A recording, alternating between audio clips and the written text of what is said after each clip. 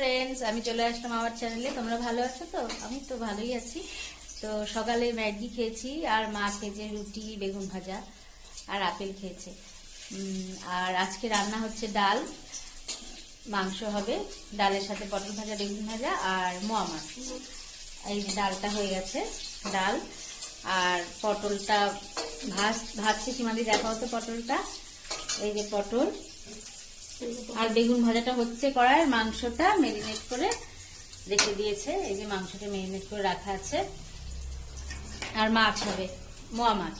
মাছের পেঁয়াজ, আলু, বেগুন দিয়ে সরু সরু করে কেটে বেগুন আর ধনে পাতা দিয়ে হবে। ওই মাছে আর মশলা দেবে না, আর মাংস তো হবেই।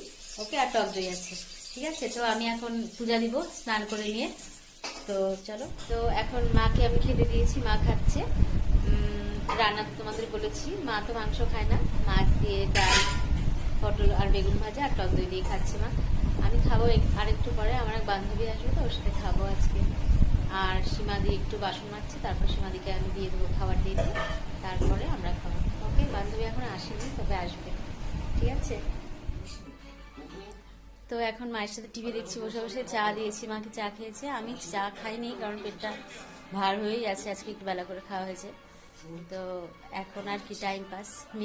মেয়ের সাথে ফোন করি, সবসময় মেসেজ করি, কারণ ও তো অনেকটাই দূরে, কলকাতায় থাকে। আসবে ডিসেম্বরে, আসবে ছুটিতে আসবে তখন। আর এখন তো এই জন্য ফাঁকা লাগে, মা আর আমি আছি, হাজব্যান্ড আসতে অনেক দেরি আছে। তো এখন টিভি দেখছি, এখন সত্যি কোনো কাজ নেই। একটু পরে জামা কাপড় গোছাবো, রান্নাঘরের কাজ রাত্রে অনেকই দেরি আছে, সবই আছে, শুধু ভাতটাই করতে হবে। তো আমি এখন দুধটা জাল বসালাম, দুধটা জাল হচ্ছে, ততক্ষণে দুধটা জাল হোক, টাইম লাগবে।